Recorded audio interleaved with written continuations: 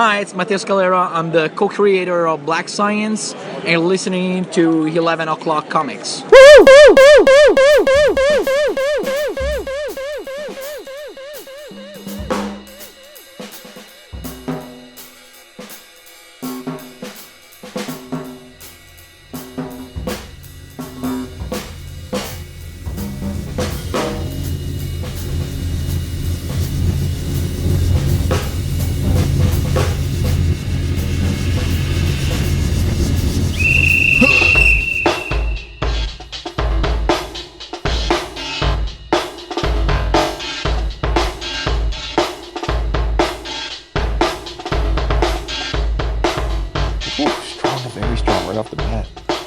Because you're already warmed up now, say it's like I am already warmed up. I've been practicing all day because I knew what kind of how the night was going to go. Bro, you want to talk about practicing? I said one of our guest names 1,000 times today to get it right, and I emailed him. The first name's easy. No, that was the trick because I emailed him saying, "My man, I really want to make sure we get everybody's names right." And I have listened to multiple podcasts that you've been on, and people have said your first name differently in different ways. And so which is it? Because people have called him Pornsak and Pornsak. And I was like, I've heard both on the interviews. And he was like, oh, thank you so much for asking. It's very polite of you. He's like, they're both actually phonetically okay. Which I was shocked by. Wow. You're, obviously David, not Dave, right? Like you're very specific about what people call you, so I was surprised. I mean, if I was in Israel, they'd say David, but yeah, I mean, same thing, but yeah. Right, no, but he was like, no, they're both fine. I was like, oh, okay. So there you go. And the last name? It's actually phonetic. It's like you get confused, but it's Pichetshote. It's really not like once you get it's Pichetshote. Wow. Like 3 syllables. Pichetshote. Yeah, so and that part's pretty much phonetic, but yeah. Okay. I feel like people insert N's into his name because his first name's got an N in it. Like I hear people say Pornsak Pichetshote because I think phonetically people think there needs to be an N in both, which is not true. There's no N in his last name. It's Pichetshote. Yeah. So yeah. Pichetshote. Okay. Yeah. That makes. Yeah. Okay. Yeah. Because yeah. All right. Mm-hmm. Yeah. And you'll hear from both of them. But all soon, day in my head though. All day in my head, I'm saying it though. I'm like Don't fuck this up. Don't fuck this up. Yeah. Welcome everybody to episode 1027 of 11 O'Clock Comics. I am one of your hosts. My name is David A. Price, and with me is Skinner Sweet. Oh, of course you are. Of course. It's probably not the first time you're Skinner Sweet, though. But yes. Might not be. I don't know, but I doubt it, considering, American Vampires, the show is as old as that book. But no, you're not Skinner Sweet. That's true. You are Jason Wood. I am glad you're here. Full disclosure, you're only going to get the two of us for now, but we will be joined by 2 others. We have the fantastic pleasure of talking to the writer and artist of the upcoming Absolute Green Arrow, and I am so excited for that, and I'm excited for you to listen to it once I clean everything up. But first, just to remind you, this episode, as always, is brought to you by our good friends and Max at cheapgraphicnovels.com. March Madness sale is currently going on. There's the new release list is out and available, and the Slackers have seen a few things that we decided to spotlight. But aside from what's posted on the Slack, for those of you who aren't patrons who don't see that, a couple other items include DC Finest Superman Time and Time Again trade paperback for $23.99. When time splinters, Superman becomes the tether holding history together from Nazi-occupied Europe to the kingdoms of Camelot. From prehistoric threats to future calamities, Superman is cast through time by forces beyond his control. But even displaced in eras not his own, his resolve never falters. This is a story of history, heroism, and holding on to hope through the centuries. This volume collects Triangle Era's Superman numbers 49 through 56, Starman number 28, Adventures of Superman numbers 472 through 479, and Action Comics numbers 659 through 666. These issues are also part of the first Triangle Era omnibus. Dick Tracy Complete Collection 1942 trade paperback. This was for Vince. $22.49. The year starts off rough for Dick Tracy, who is trapped at the bottom of a deep pit thanks to a gangster who is the brother of the notorious BB Eyes. An understudy tries to shoehorn his way into the spotlight, but his plan doesn't go as expected. Tracy investigates a train wreck that leads him to part-time sound effects specialist, part-time gangster Tiger Lily. The discovery of a dead police officer throws Tracy right into the path of Pruneface. Another full year of action and excitement, featuring a brand new cover art by Stuart Kenneth Moore of Judge Dredd fame. Every volume collects a full year of newspaper strips from January 1st through December 31st. Each book is printed in an 11 by 8.5 landscape format softcover that slides into a vertically oriented die-cut slipcase. And finally, Lock and Key IDW Classic Collections, Welcome to Lovecraft, and Head Games trade paperback for a whopping $9.79. This new pocket-sized edition, 6x9 inches, tells a sprawling tale of magic and family, legacy and grief, good and evil. Acclaimed suspense novelist and New York Times bestselling author Joe Hill has created a gripping story of dark fantasy and wonder with astounding artwork from Gabriel Rodriguez that, like the doors of Key House, will transform all who open it. The epic begins here. This new edition includes Welcome to Lovecraft and Head Games following their father's gruesome murder and a violent home invasion. The Locke children return to his childhood home of Key House in secluded Lovecraft, Massachusetts. Their mother, Nina, is too trapped in her grief and a wine bottle to notice that all in Key House is not what it seems. Too many locked doors, too many unanswered questions. This IDW Classic Collection will collect the 6-volume series in 3 convenient pocket-sized editions. The second volume will include Crown of Shadows and Keys to the Kingdom. The third volume will include Clockworks and Alpha and Omega. Those are your specials from CGN this week. I started drinking early tonight. There was a happy hour / after hours work get together in my neighborhood for a change. Normally it's closer to the college. Since there's an extension site up here, the council decided to branch out and try some of the other locations. Tonight was ours, and so I met some friends from work. Had a couple of gin and tonics, so I started early tonight. But jumping the line, since it was a balmy 70-ish degrees up here in Peekskill, so I decided to bust out the Bartesian, and I'm enjoying a nice whiskey sour. Very nice. I'm enjoying a new, for me, tea of late. Recent discovery. It's Lady Grey. Are you familiar with Lady Grey tea? I am not. You've heard of Earl Grey, of course. Yes. Yes. Lady Grey is a play on that, right? It is Earl Grey tea, black tea, but also with lemon and bergamot. And it is fucking an absolute delight on my tongue. Sounds amazing. I've been drinking it I ran out of my tea, my normal tea. So I went to the Amazon to order it, And as Amazons want to do, it's like, oh, if you like this, we suggest this too. And I'm like, huh. So I was looking at the different teas. I'm like, I'm going to try this too. And I can't. And now it's all I'm drinking. It's fucking great. So, yeah, I drank a big old cup of it while we were doing our interview. Now got a little pamplemousse seltzer now that we're post interview. But yeah, man, yeah, for sure. And you folks are about to hear that interview right now. All right, everybody. As promised, we have a guest for you. Actually, it's even better than that. We have 2 guests for you tonight. And I know sometimes you guys hear us say guest, and it'll be just someone like Tony Fleece, and you'll be like, oh, him again. So no, all kidding aside, we have two brand new creators to the show, and having been at this for almost 18 years at this point, it's not often we get to say that. So we're super excited to have these two gentlemen on the show.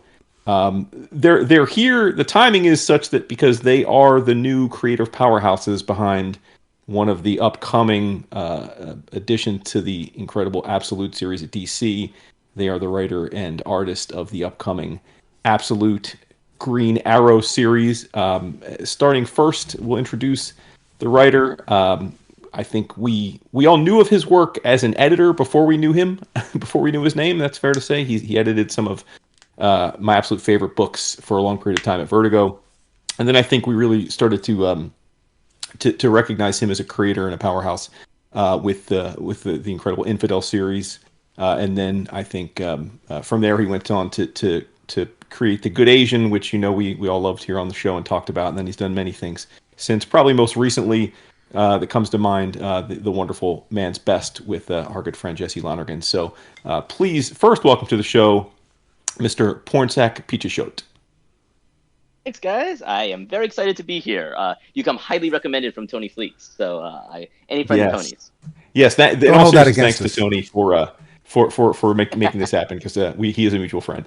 And then certainly last but not least, an artist which I'll just take a little fanboy moment to mark out. Yeah, many of you know, because you're probably very tired of. Many of you are probably tired of me always talking about my own personal art collecting, but it is a passion. And this gentleman, I went and checked this week knowing he was coming on. I have 14 pieces of his original art in my collection, and it was one of the first published series I ever bought art from. Way back, I think it was probably the second New York Comic Con when I met Scott Snyder and met this gentleman's rep at the time. He has gone on to do a ton of amazing work, much sort of a mix between often doing great stuff at DC and then popping back into the creator world to do stuff with partners there. So it's kind of bringing the best of both worlds to this project, I would imagine. You all know this gentleman's work, but it is a great pleasure to have him on our show finally. Please welcome Mr. Rafael Albuquerque. All right. Oh. Can you hear me? Can hear you now. Just heard you now. Yep. You can hear me now? Yes. Yep. Okay. Good. Here we go. All right. Did it. Right. Okay. All All right. That's excellent. Crazy. It works out. So Super clear, sorry, guys. super, yeah. No, it's we really appreciate your diligence. I would have, if the shoe were on the other foot, I would have said do it without me. I would have been like, Yep. you guys later. So. For real. I'm an old man dealing with that. We're all old men. I was gonna say, I think we're older than you, so yeah, we've got you beat. All right, great. So are we? I think we're. All right. Are we? Okay, perfect. Okay, well, we've done the intro. I don't know if you got to hear it, Rafa, but I said really nice things about you. So I appreciate it. so yeah. All right, great. So should you just jump in then, or we good, or do you need to? No, yeah, we're good. I'll Okay. I'll clean it up. I got the times down. Okay. All right. So, gentlemen, again, thank you so much for coming aboard. We obviously will spend plenty of time talking about Absolute Green Arrow. But before we do, since it's our first chance to have you guys on the show, let's just touch a little bit about your journey. Pornsak, we'll start with you. As I said in your intro, you were editing some amazing comics at Vertigo. If I'm not mistaken, you were involved with Sweet Tooth and Day Tripper and American Vampire, of course, which I'm guessing is when you first came to know Rafa. The Losers, just a bunch of great books. And, I'm curious, because everyone has a different path and journey to getting into this crazy business. But, now that you've fully transitioned to being a writer, do you look back on that time of editing those books with just those incredible creators? And did that really help you, get a great head start to sort of come right out of the gates fully formed as a writer, do you think? I mean, did that play a big role? God, yes. I mean, to the point that I don't know if I can separate. Like, I've been asked before, like, what did I learn from my time at Vertigo? And I don't know if I can actually, like, pull it out like that. Like, everything about how I make comics is based around what I learned at Vertigo editing comics. It's such a hardwired piece of how I approach it, down to like even the tiniest little bits, like how I approach the art team, and I like talking to the artist on a regular basis, but I like talking to the colorist and the letterer and everybody else on a regular basis. So like I can't even like pull. It's such a hardwired way in how I make comics. I actually don't know how to make comics any other way. I don't know how to make comics. Like there are definitely writers who just write a script and it goes about doing the thing. I don't know how to do that. Like I could not even begin to figure out how to make a comic and just write a script and just be like, okay, I'm done. I'm moving on to the next thing. And I know there's a ton of writers that make amazing comics working that way, but I just don't know how, because I learned about it, learned how to make comics by being at the center of this editorial central hub with like, artists and cover artists and letterer and colorists. So yeah, it's so hardwired to how I make comics. I can't even pull out like these are the lessons that I've learned. Like I just don't know any other way to make comics aside from like starting as an editor first and then writing from there. So how did you go from, because I'm thinking of, we're pretty friendly with Cliff Jang, who had a similar path, right? Obviously he's more of an, he's a writer artist, but he obviously is more known for his art, but same thing, he was an editor and it sort of informed him. I'm curious, as you were beginning your career as an editor, what was the path there? Like, were you a super duper comic nerd, and so comics was always the end game, or how did you end up getting into the business as an editor versus because that was, again, I don't know if that was the plan, or did it sort of was it just like life happens? It just sort of happened. The funny thing was I was always a huge comics nerd, but I never thought to get into comics. Because comics was always that thing that I did for fun, and also too, and it's very interesting because we're all old, and so we remember what comics was like. And for a really long time, it was easier to get in literally any other medium and then go into comics and to go into comics directly. Like you'd hear stories like Kevin Smith became like a filmmaker and that gave him a pathway to get to comics. And I know like Mark Doyle, who Rafa worked with, he was like, I went to ABC News to be a news producer because that would eventually lead to comics. Like we're of that generation where like there was no, if you're just sitting at home, no one knew how to get into comics. And so you had to get into like some other field and that would lead you to comics. And so I didn't really think about like getting into comics. But what happened was I had finished school, I was working for a while, and I wasn't looking for a full-time job, and a friend of mine happened to know the publicist at DC Comics, Peggy Burns, who's now the editor-in-chief of Drawn and Quarterly. And Peggy was looking for an assistant. And Peggy sent an email out to all her contacts saying, I'm looking for an assistant. Oh, and by the way, my office neighbor, Karen Berger, is looking for an assistant too. And Peggy was like, that was the biggest mistake I could have made, because all the submissions that came in were for Karen's assistant, and no one could give two shits about being my assistant. And and my friend reached out to me and was kind of like, hey, I know you're not looking for a full-time job right now, but Karen Berger, the editor-in-chief of Vertigo, is looking for assistant, and I have no idea what those words mean, but I feel like you would. And so, and I think you should probably look into this. And I was like, I don't know if I'm looking for a full-time job, but I was such a fan, I wanted to meet Karen Berger. And that was my only my only ambition was to go into the office, and I'd come out of that story of like, oh, the time I met Karen Berger, who made all these comics that I loved. And then that led to that interview led to an editing test. That editing test led to a second interview. That second interview led to a job offer. And the whole time I was like, I don't know if I want a full-time job, but I just like want to get to the next stage. And then that led to me editing comics for 7 years. And that 7 years in editing comics led to, DC when they started, once Warner Brothers realized that comic books make money and that like they wanted to like make a movie TV franchise, they reorganized Warner and DC so that there was a bigger, so Jeff Johns became the CCO of DC Comics, and Jeff was like, hey, the previous history of DC movies and TV shows where they get a bunch of film and TV people and teach them comics, I'm going to try to get a bunch of comics people and teach them film and TV and we'll see what the difference is. And that led him to recruit me to move out to the West Coast. And that I left editing to sort of become what would eventually be a TV executive for like DC's television department. And then from there, but the irony is the entire time I wanted to write, but while I was at Vertigo, there were non-competes, and so I wasn't allowed to write any comics while I was a comic book editor. And so it wasn't until I left DC that I was like, oh, I can kind of finally sort of write comics now. And that's kind of what led me into all of this. Amazing. I mean, the path is never. It's funny because we used to, like, years and years ago when podcasting was still kind of new to comics. We would always get asked to do with other podcasts as well, like those like at New York, like, oh, let's do a comics podcasting panel. And we stopped doing them after a few years because literally the questions were always the same. No shade to the listeners, but it was always like the questions were always like, how do I start a podcast, or how do I get popular doing podcasting? Right.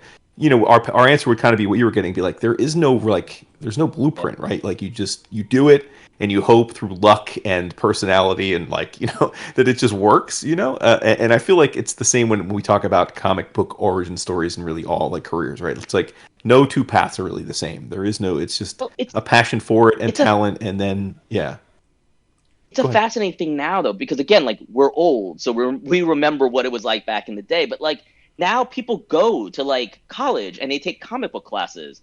And like, I think that's how like Kelly Thompson and Donny Cates, they got their start. They're on this group that didn't exist for us, back in our ancient era. It was just like we just stumbled into this industry somehow, and a lot of us wanted to get here, but we're like, I guess I'll take a job at this thing because that's close to comics, and maybe if I get close enough to comics, I can work in comics. So it's a weird.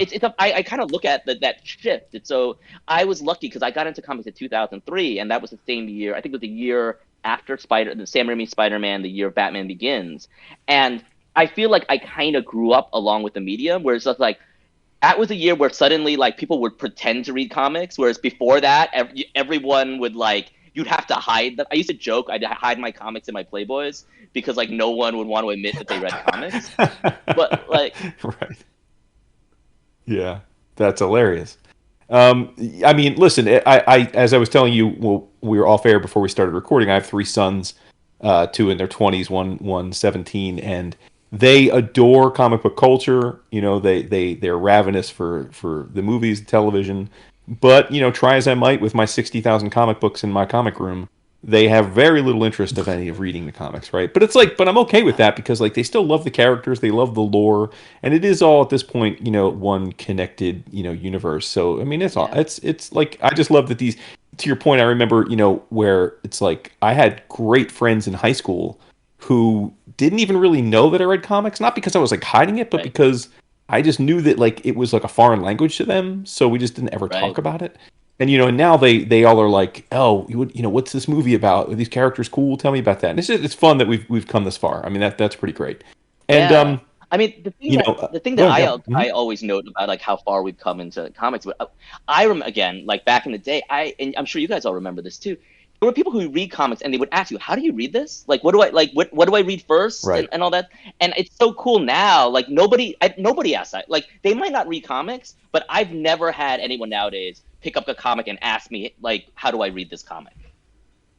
Right. Or similarly, like no one says like, oh, aren't they for kids? Right. Like I remember when I was, my wife to this day, we've been together 30 years. She's never read a comic, but like, I remember like we were young as a couple. I'd say like, oh, I'm a comic book nerd, and inevitably you'd get the question like, oh, I didn't realize that they were for adults. Like and it's like you'd have to kind of explain, and that you don't get that anymore either, right? Like people are like, oh, that's a comic, that's cool, yeah, it's neat, it's great. Right. Rafa, so exactly go ahead. For an audience or other, it's the media, just like theater or. Like a play or literature is different, but it can be suited for any age, I suppose. Absolutely, yeah. So turning to you for a second, Rafael. I think the first time I remember seeing your name on a byline, as an American comics reader, was Blue Beetle, if I'm not mistaken, which is probably about 20 years ago now.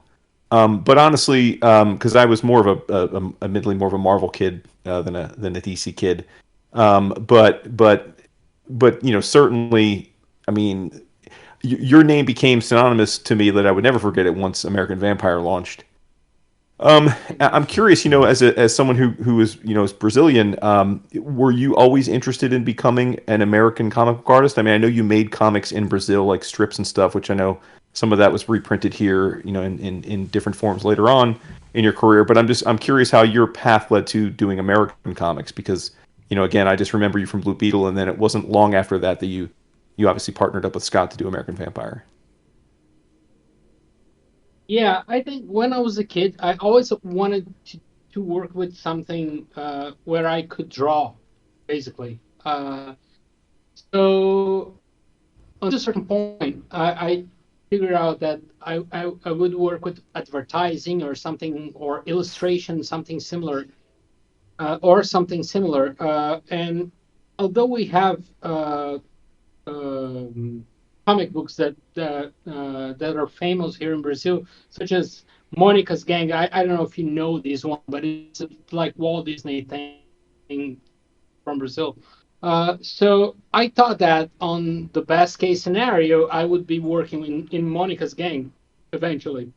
Sure. But what I really wanted to do was drawing these characters I always loved by watching Super Friends in my television or Batman and stuff like that.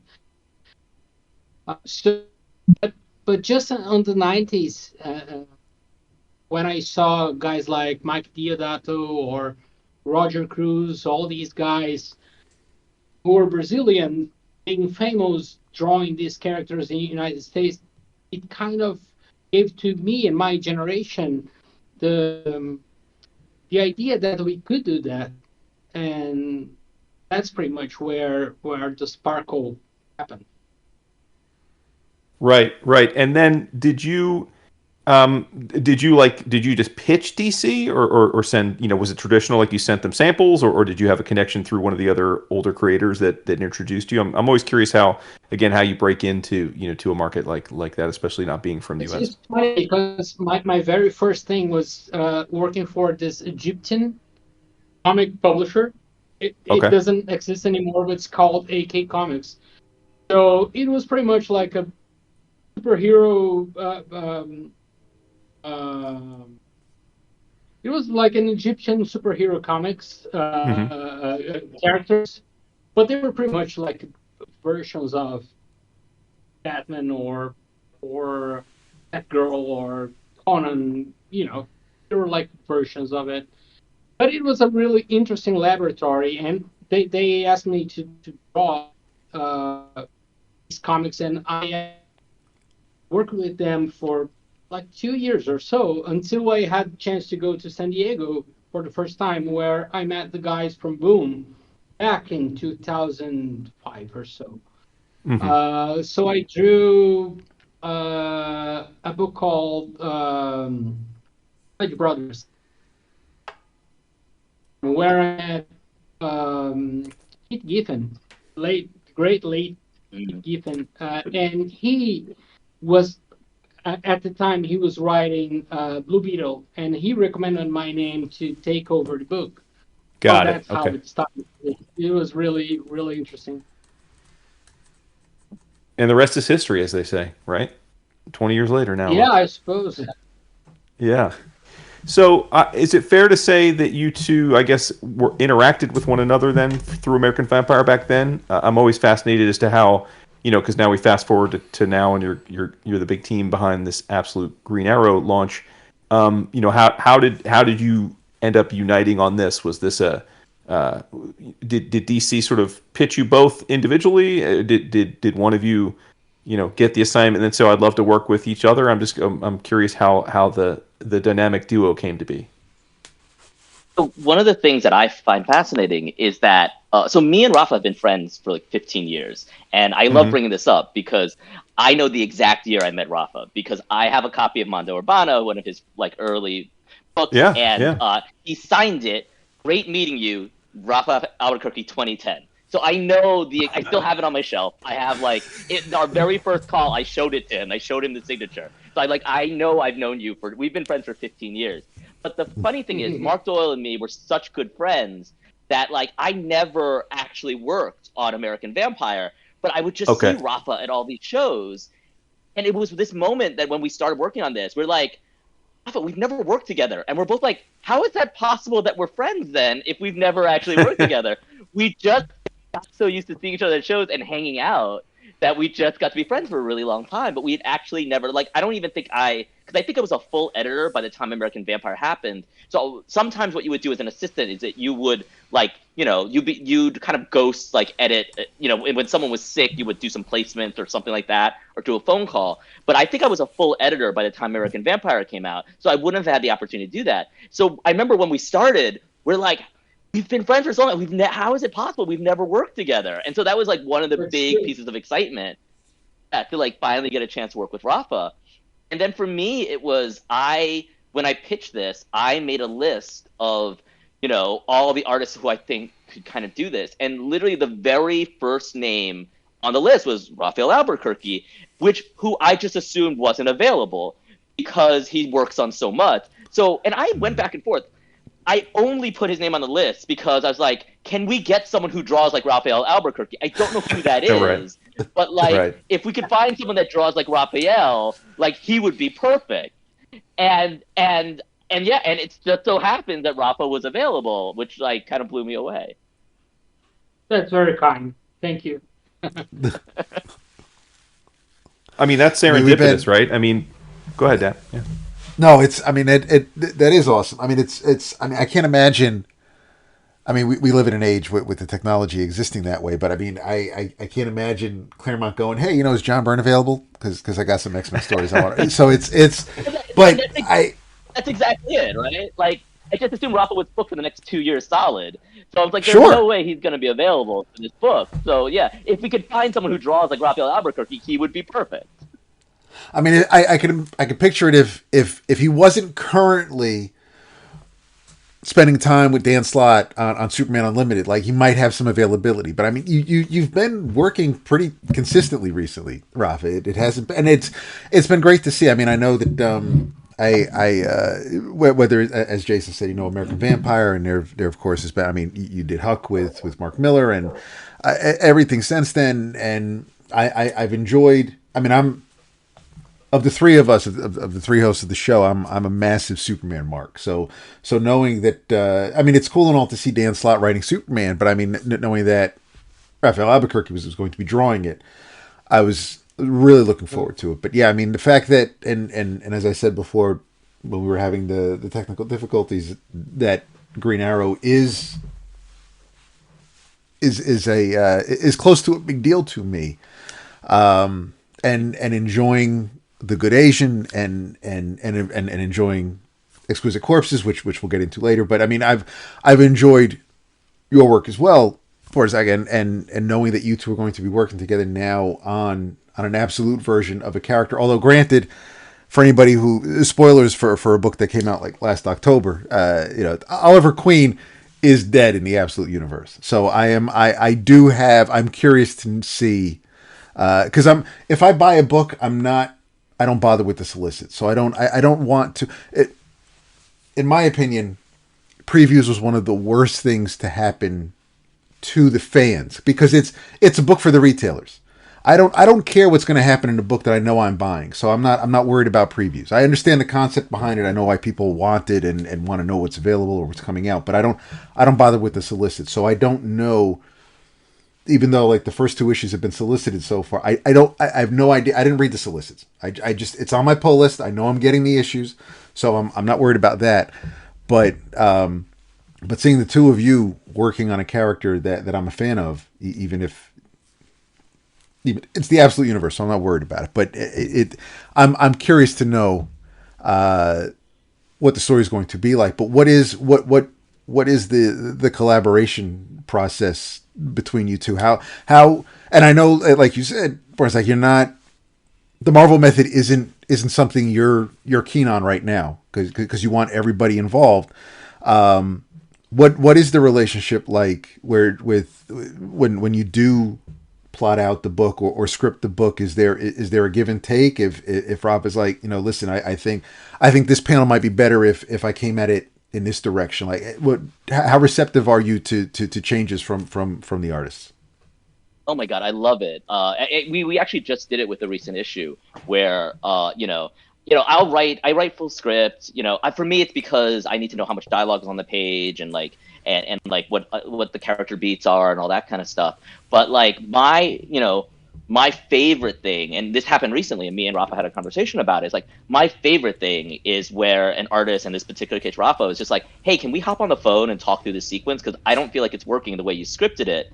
And so like I think I see another way, and I love that because to me that's how I know the process is working. Like I never want an artist to just do what I wrote because I'm not an artist, and so but if it is a case of they want to talk about it, that means all right, they're interested in like what is important to me so they can do what is important to them and what they know will look great. And then for me it's just kind of like I want them to change what my blocking is and what I'm asking for and all that kind of stuff because they're putting it through their language of like, this is what I know I can draw that look great. So and then from there it comes back to me. It's like, okay, this is what you can draw that's going to look great. How do I take that and like tell the story that I want to tell? And that only really happens when you're talking back and forth. So I love working with Rafa. Like we text all the time. I wake up every morning to text from Rafa. If I don't wake up, it's probably because we texted goodnight the night before. And I love it. I love it. I love us being able to like talk that much about like, what about this and what about that? That's awesome. Yeah, same wise, I love man. that. That's the cool thing about working with Pornsak is it feels a lot like the way I used to work with Scott back in American Vampire. We have this understanding of what we want. The story is very similar.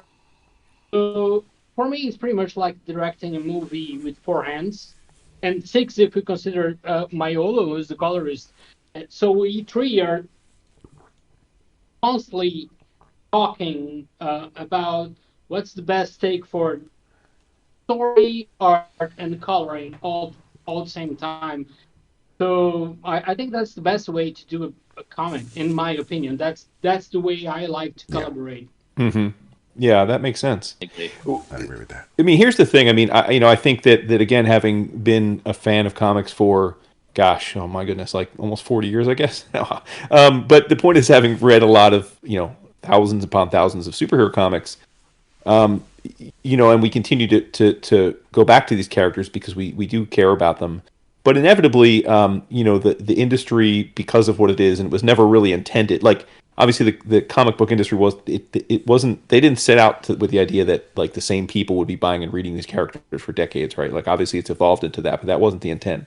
And so with that, it's not all that uncommon. We've lived through many cycles where both Marvel and DC have rebooted or reimagined or relaunched characters and titles with new number ones or new creative teams or new directions. It's kind of just like part of the DNA of this stuff now. But where I think Absolute has just been so incredible and really just obviously shattered, both creatively and commercially, like our expectations for modern reboots, we're just very used to them, is that it's like for once the promise of things being genuinely different, but yet still being tethered to the characters in a almost like a spiritual way, such that the nostalgia that we have for them wasn't lost, like was pulled off. And it's to say it's no easy feat is I mean it seems almost like an impossible thing that has been accomplished. And again, like I think we're all like the numbers speak for themselves, but it's been just incredibly exciting to see like genuine like full on reimaginings of these characters, right, after so many times of being told that things were going to be new and different, and they're just slightly askew from things that we're familiar with. So with that in mind, because obviously you guys are coming in like with the a second wave or however. I mean, I don't know if it's like, I don't know what DC considers it like, but you're coming in sort of after the Absolute idea kind of out and flourishing. When you pitched the idea, Pornsak, like was like were you mindful of, inspired by the ability to just completely like tear everything down to its core and reimagine it? And like at the same point, that also can be daunting, right? Because like one thing about doing big two books is generally you kind of know the rules. Like you have very like clear guardrails that you usually are asked to work within, but this is totally different. So I'm curious, like, did you have an epiphany and said, oh, I have this really interesting, unique, different take on Green Arrow specifically? or I'm curious about the germination of being able to take this in the completely new direction I expect it to be. Yeah, like, I think the fortunate thing that I had that, which was a gift for me, and which made it easier than what, Scott and Nick and Jason and Rafa and Kelly and Hayden had, was that, like, I got to look at them as an example and as inspiration. Sure. And so Sure. when I looked at what, Scott and Nick did and what Jason and Rafa did, they were like, oh, they were taking these characters and as if they were born today and doing using them to talk about where we were in the world today. And so that was what I took from those two books, from Superman and Batman. But then when I looked at what Kelly and Hayden were doing, like, oh, what, she's using the opportunity to build like a whole new mythology that just feels so organic to this character that they've created. So to me, that was kind of like, okay, you get to do those things.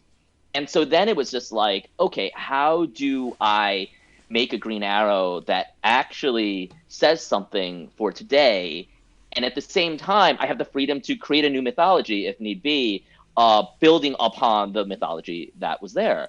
And so and for me it was, and I, having worked at DC for so long, like, part of, when you're doing these reboots and when you're adapting these characters for other media, the really big important thing is, like, you want to boil the character down to its essential and really what its essential core theme is. And then once you do that, you can kind of change whatever you like and move it whatever you like, but as long as you keep that core theme there. And the core theme for Green Arrow really much is change. It is, sometimes it's character change, sometimes it's societal change. In the best stories, it's both. But change is so integral to sort of what Green Arrow is about. It comes from that whole Robin Hood inspiration of the character. So from there, it was like, all right, how do we tell a story about change? And also keep in mind that Green Arrow is a character who represents sort of it's the little guy fighting the corporate fat cats and all that kind of stuff, and talk about it sort of where it is today.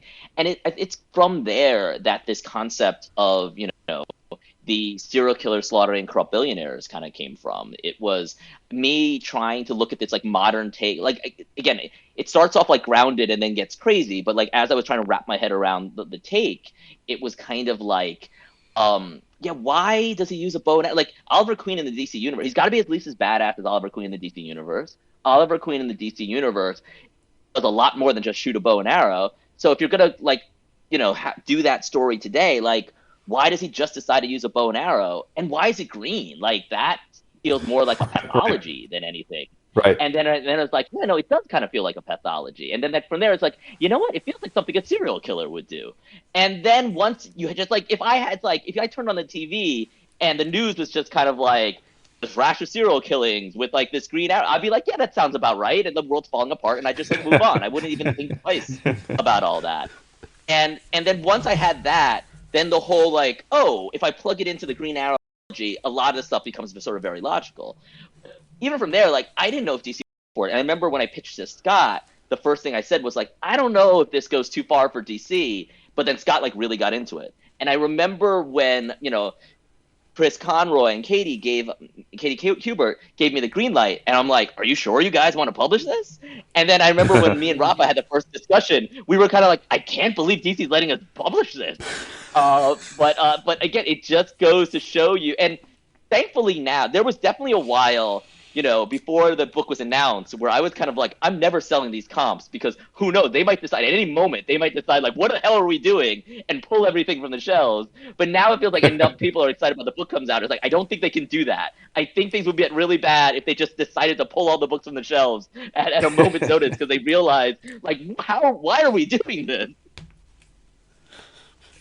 Now you've got me extra hyped. Kind of coincident with that, Rafa, like, one of the things that as you know, having worked on many, mainstream books, DC in particular, is that, we're kind of used to this, like, standard visual language, right? Where it's like, whether it be the Jose, Garcia, the Bible, of DC characters, or then, I know Jim Lee updated them a couple years back. But the point is, like, there's sort of like guidelines as to what these characters look like, their dimensions, et cetera, et cetera. And, that's cool. Again, like, we're all nostalgic for these things. There's a reason why they exist. But like I would imagine for you the ability to literally like complete a completely different visual voice to this Yeah. set of characters has to be pretty exciting, right?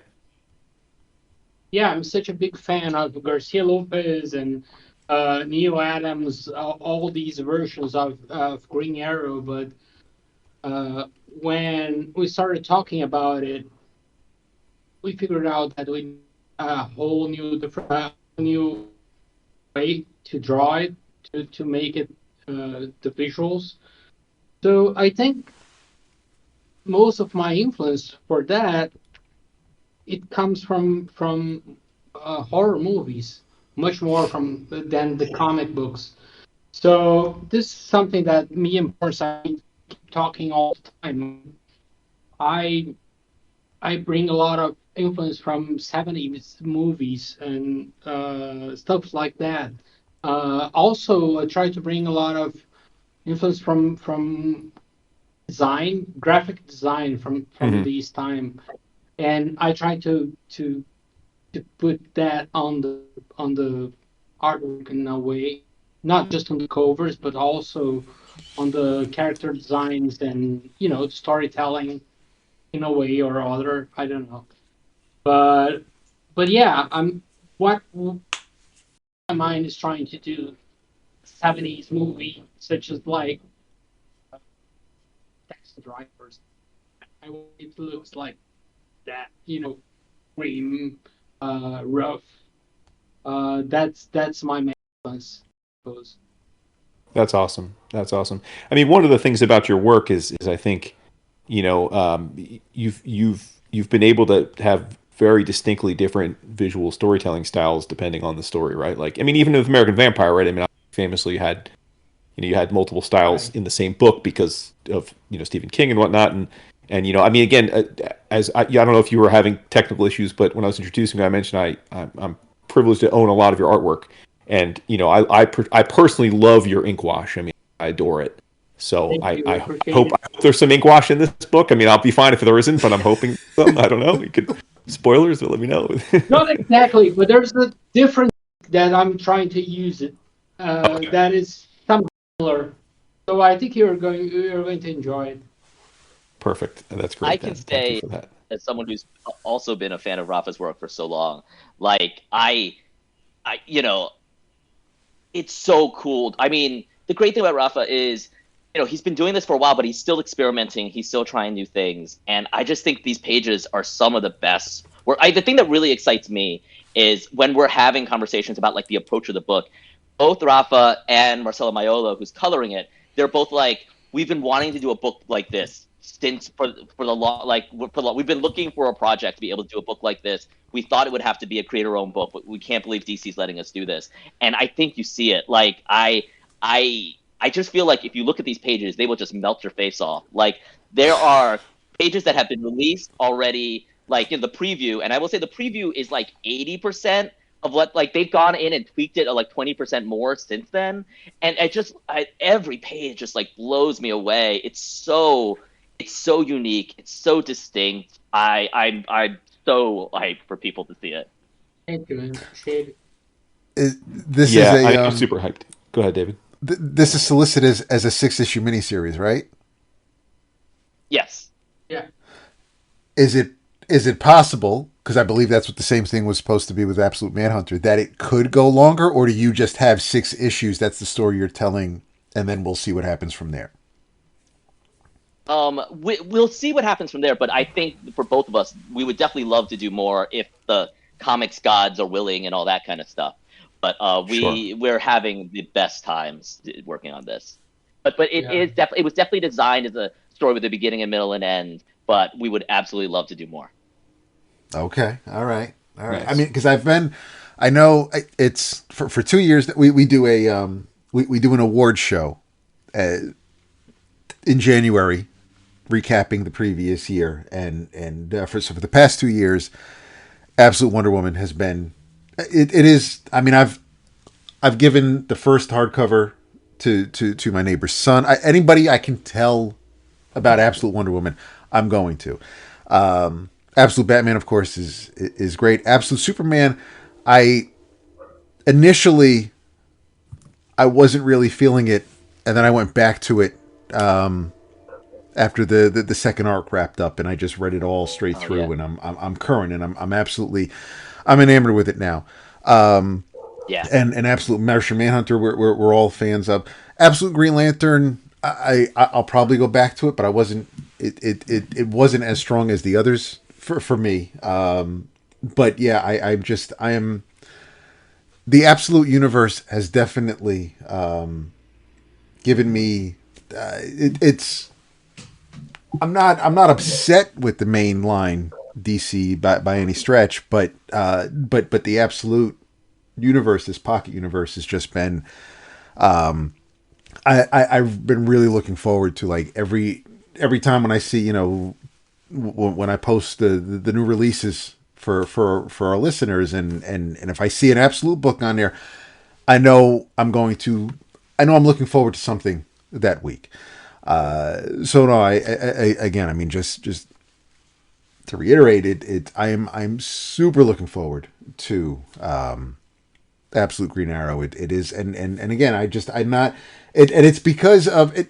It floored me when it was announced, because again, the character expired, and so I'm really just super curious to know how a book is going to be called Absolute Green Arrow when obviously the character that is named on is no longer living. So I'm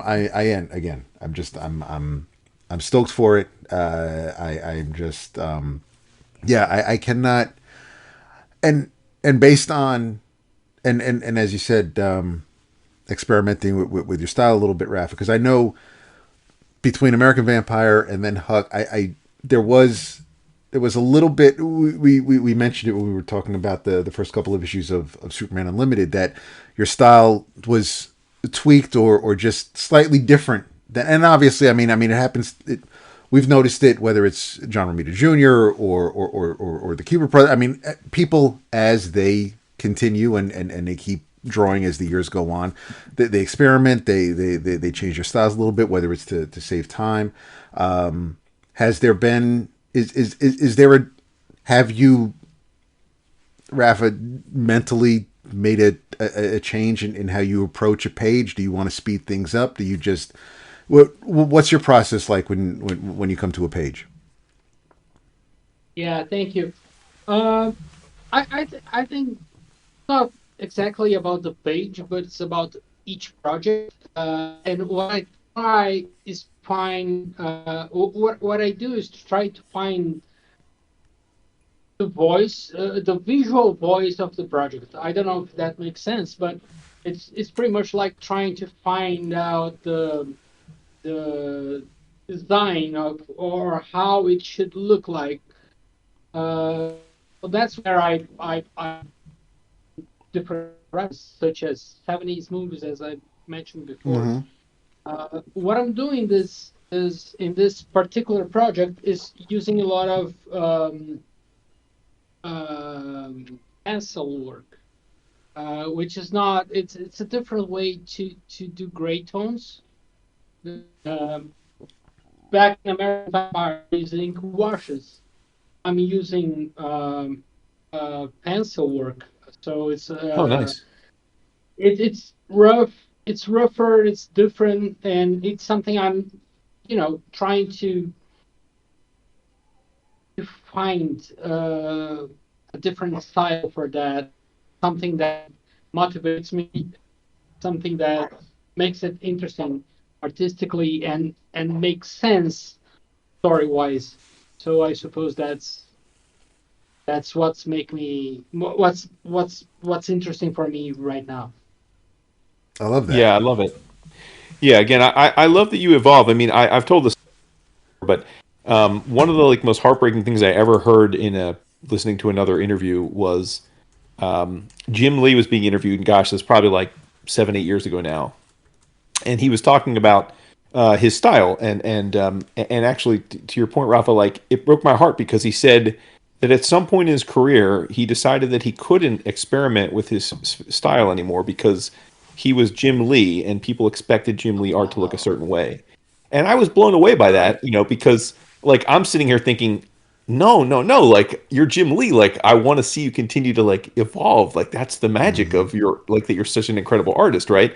And you know, and I don't know if his viewpoint was like a common viewpoint or uncommon for artists, but I, you know, again, as someone who's been both a rabid comics reader and a art collector for so long, I adore artists, yourself included, that continue and are willing to change your style to experiment and to continue to, you know, find passion. And so please promise that you'll never stop, because again, I feel like most artists, whether they intend to or not, kind of do lock into a style, right? When they reach a certain point of notoriety, they, and again, I don't know if it's conscious or subconscious, but they just kind of stick with that visual blueprint because they know it works and they can, you know, have a career drawing that way. But I much prefer someone who's willing to sort of continue to evolve. So kudos to you. Yeah, it's definitely about his quest and my quest and whatever's uh, uh, intention the artist may have.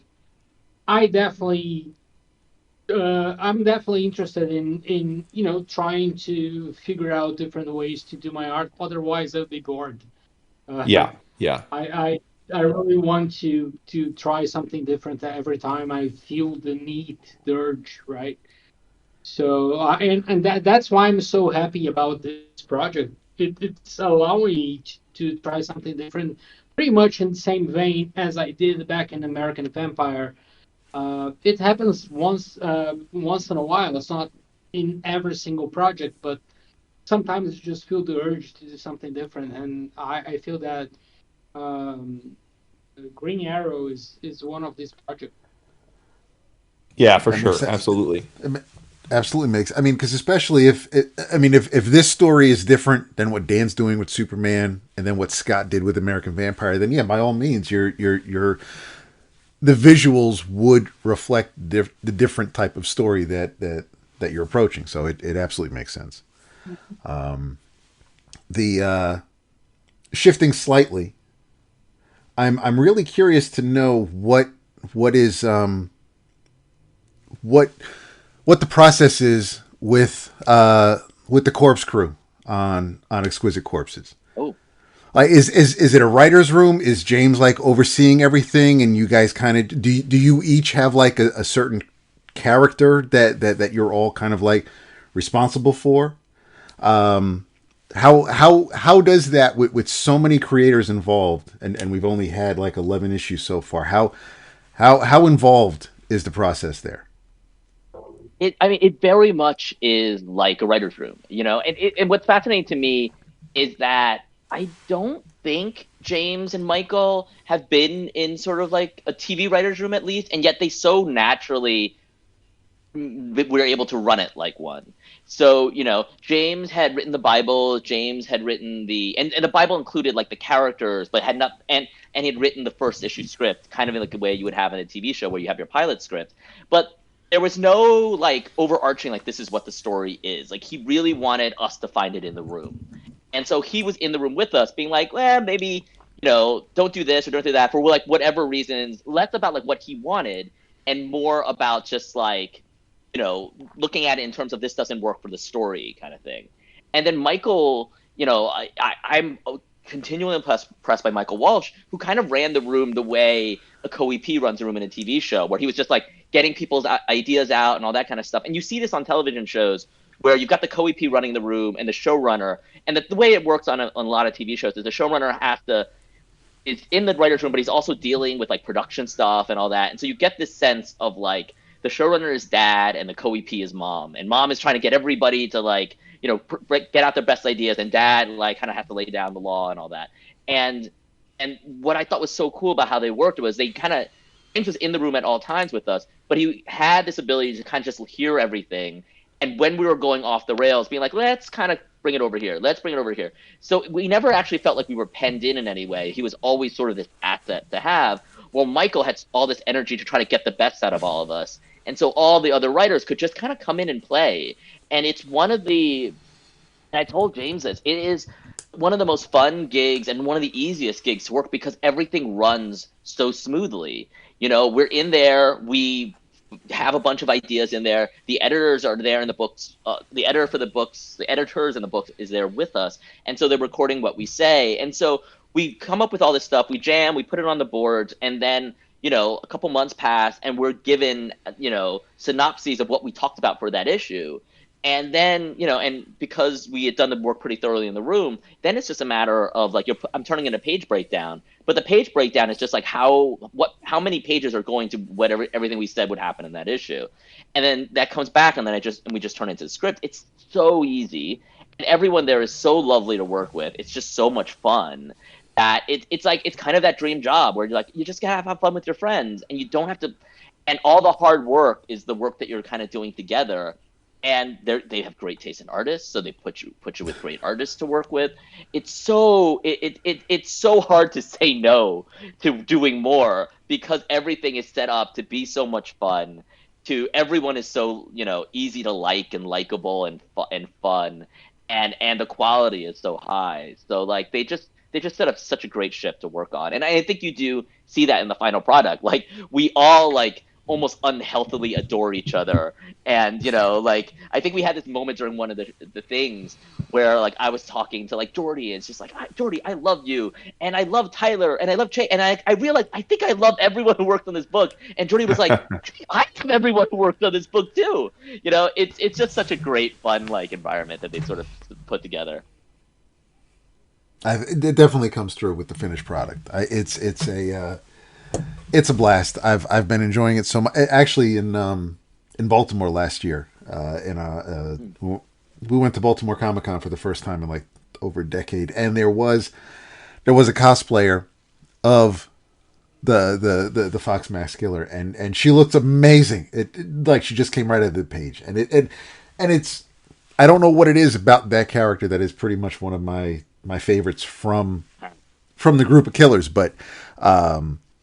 It's great to see that. I know that it's been optioned, but I mean you've got the card game coming. It's wild how it just kind of just came out of nowhere and blew up into this thing that I don't think anybody saw coming. So I mean, and not that I should be surprised. I mean, James, whether it's Department of Truth or Something's Killing the Children, I mean.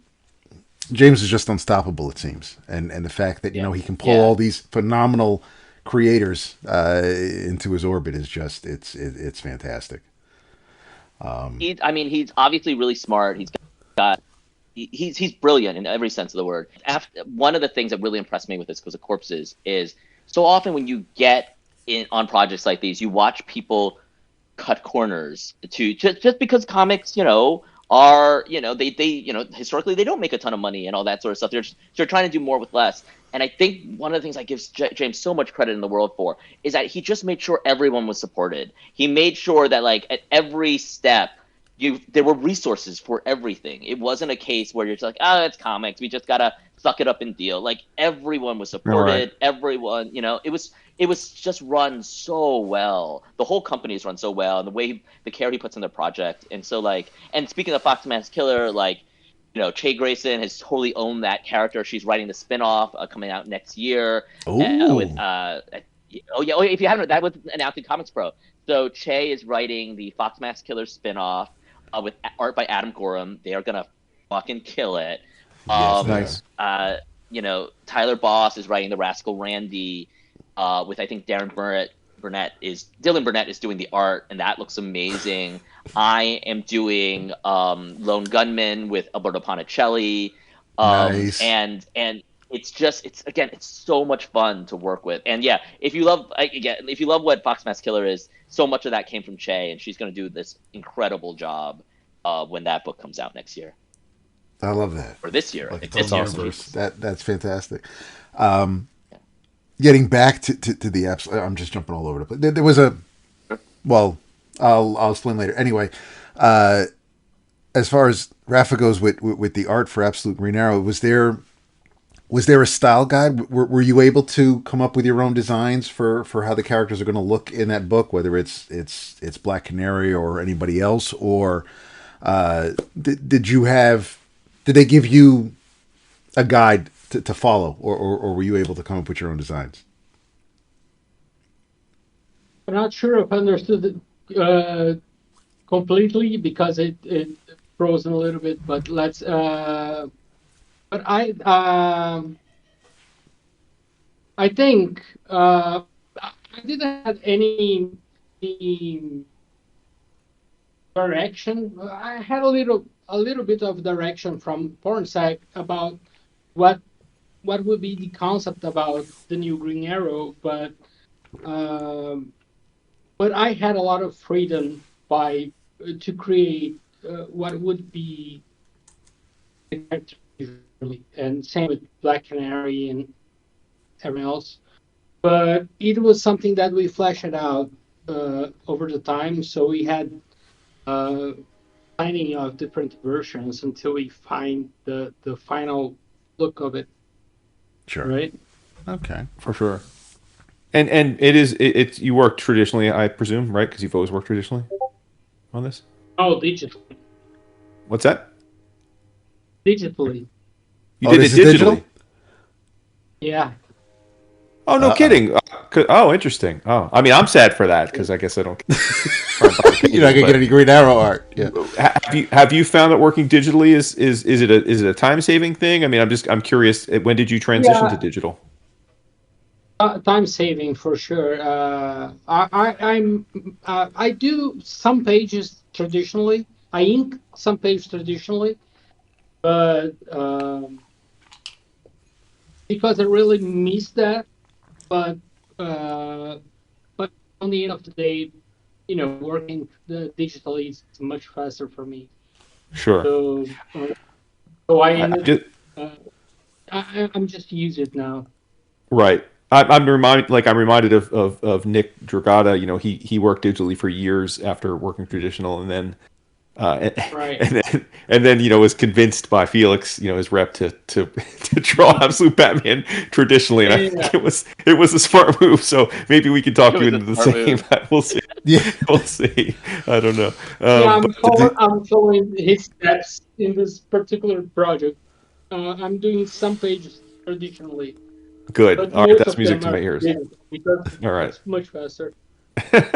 Are you I have using a question. Oh, go Oh, ahead, go Dan. ahead. Go ahead. No. I was Don't worry gonna, about it. Go ahead. no, I was gonna say. So, Rafa, I mean, one thing I'm always curious about, like when we have writers on versus people who work primarily as artists. I know you've done some writing, but like obviously you're an artist primarily. One of the sort of the unfair parts of the comics business is that writers can and often do write multiple projects at once, right? Like, but obviously, given the intensity that it takes to craft the visual part, you generally can, again, I know there are exceptions, but generally you can work on like one project at a time. And it's a big chunk of your life while you're working on it.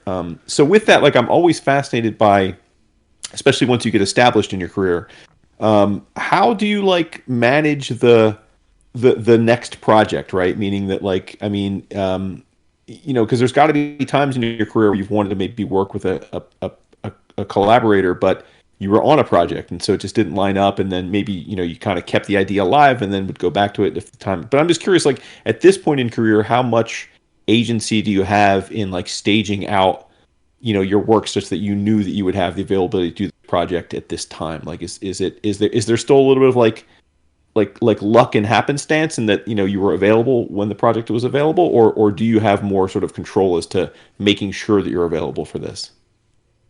Yeah, a little bit of that for sure, but it's it's always about picking stuff that interests me. So Hmm. there are moments. I know it looks like I'm always busy, but that's not true. There are moments where I'm just waiting for the right thing to Got it. come, that happens quite often between projects.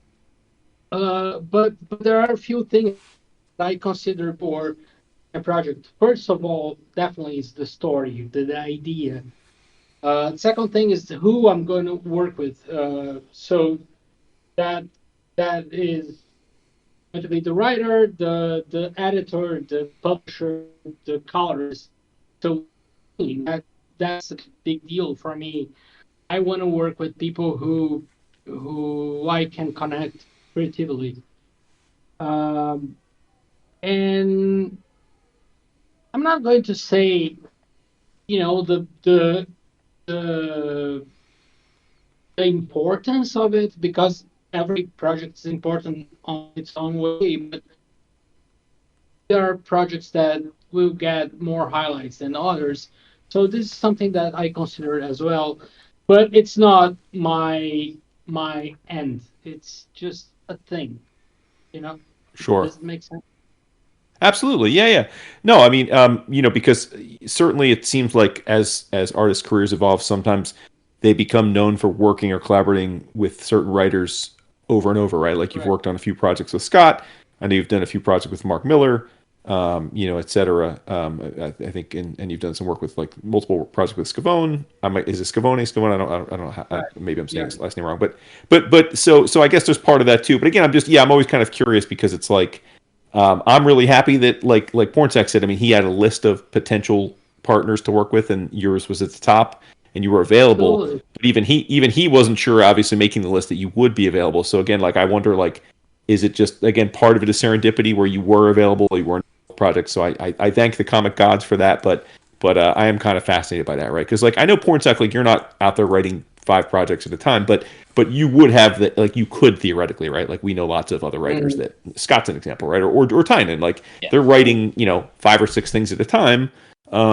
Which again they don't have to draw, so they can do that. But I just I often think like as I look back on comics and like some of the better partnerships, storytelling partnerships, and I think like what if, right? Like what if that they didn't, what if they weren't in the same room during the pitch, or what if they didn't know the same editor, right, and weren't put together, right? It's like, and you can go back all the way to the beginning, right? Like what if Walt wasn't picked to do Thor? Like it's just like things like that fascinate me because there's like a butterfly effect. Like the book may have still existed, but whatever it's going to be wouldn't have been the same as what it would be with someone else, at the visual helm. So I'm always just curious again, like how much The how reason much I'm going digital now. there you go. Okay, fair enough. Fair I, enough. I, I, I even creatively, I like the money, but even creatively, I want to do more stuff, and sometimes you just physically can't, and I hate to say no to stuff I really want to do. I feel bad about it, so I optimize my work by doing digital stuff.